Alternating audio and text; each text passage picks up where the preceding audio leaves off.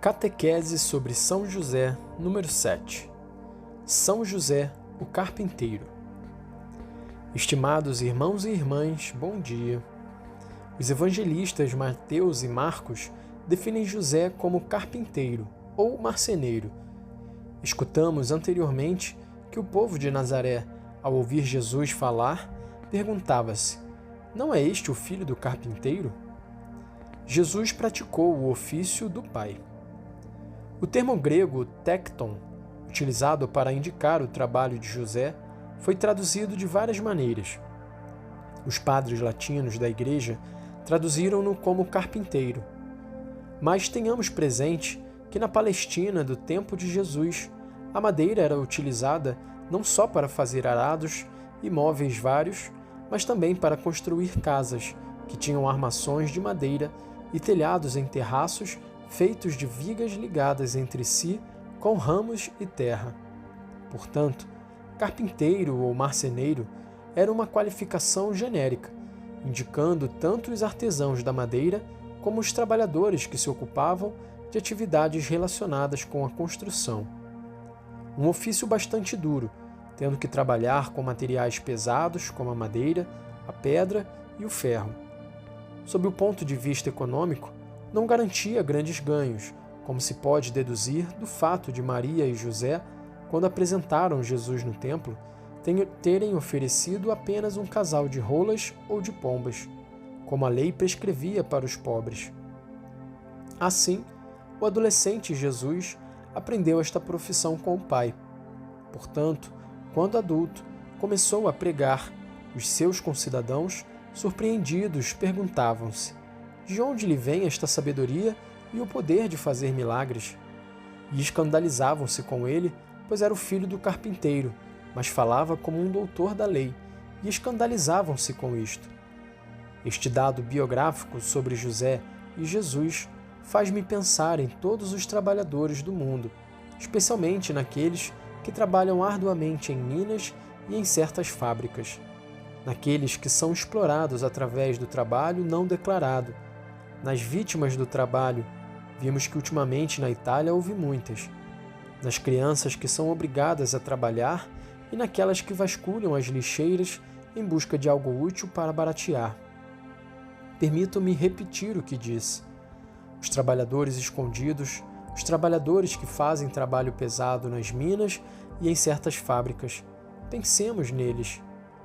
Naqueles que são explorados pelo trabalho clandestino, naqueles que contrabandeiam salários às escondidas, sem reforma, sem nada. E se não trabalhas, tu não tens segurança alguma. Há muito trabalho não declarado hoje em dia. Pensemos nas vítimas do trabalho, dos acidentes de trabalho, nas crianças que são obrigadas a trabalhar. Isto é terrível. As crianças na idade de brincar devem brincar, mas em vez disso, são forçadas a trabalhar como os adultos. Pensemos nas pobres crianças que vasculham as lixeiras à procura de algo que se possa baratear. Todos esses são nossos irmãos e irmãs que ganham a vida desta forma, com trabalhos que não reconhecem a sua dignidade. Pensemos nisto. E isto está a acontecer hoje, no mundo. Isto está a acontecer hoje. Mas também penso naqueles que estão desempregados. Quantas pessoas vão bater às portas das fábricas e das empresas? Mas há alguma coisa a fazer? Não há. Há falta de trabalho. E penso também naqueles que se sentem feridos na própria dignidade porque não conseguem encontrar um emprego. Voltam para casa.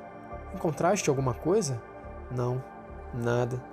Passei na Cáritas e trouxe pão. O que dá dignidade não é levar o pão para casa. Podes recebê-lo na Cáritas. Não, isto não dá dignidade. O que dá dignidade é ganhar o pão. E se não dermos ao nosso povo, aos nossos homens e mulheres, a capacidade de ganhar o pão, é uma injustiça social naquele lugar, naquela nação, naquele continente. Os governantes devem dar a todos a possibilidade de ganhar o pão, porque este ganho lhes dá dignidade. O trabalho é uma unção de dignidade e isto é importante.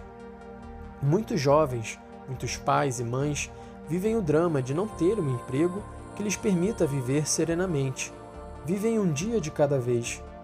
E muitas vezes, a procura de uma ocupação torna-se tão dramática que são levados ao ponto de perderem toda a esperança e desejo de viver.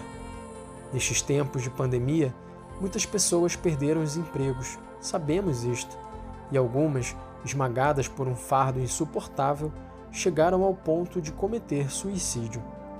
Gostaria hoje de lembrar cada um deles e as suas famílias.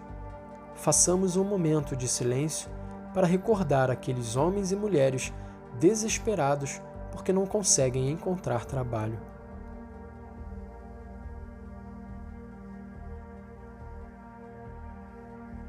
Não se tem suficientemente em conta o fato de o trabalho ser um componente essencial da vida humana e também do caminho da santificação.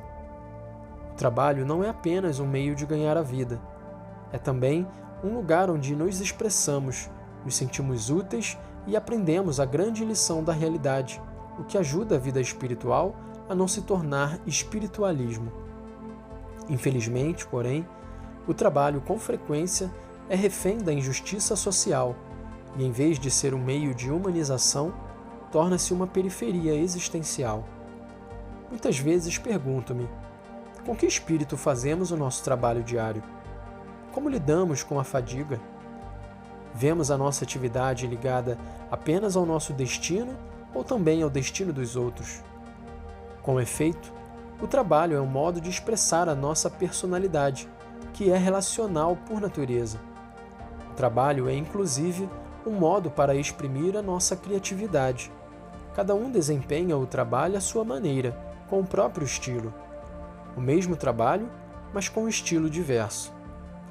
É bom pensar que o próprio Jesus trabalhou e aprendeu esta arte com São José.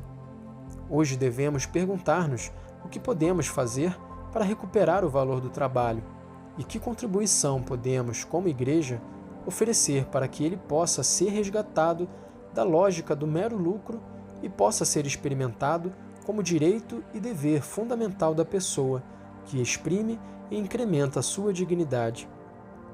Estimados irmãos e irmãs, por tudo isto, gostaria hoje de recitar convosco a oração que São Paulo VI elevou a São José a 1º de maio de 1969.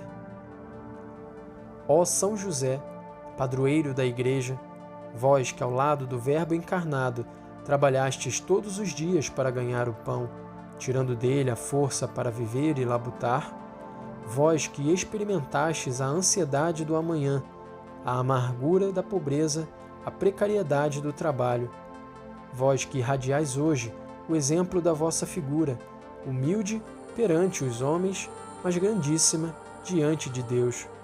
Protegei os trabalhadores na sua dura existência cotidiana, defendendo-os do desânimo, da revolta negadora, bem como das tentações do hedonismo, e preservai a paz no mundo, aquela paz que por si só pode garantir o desenvolvimento dos povos. Amém.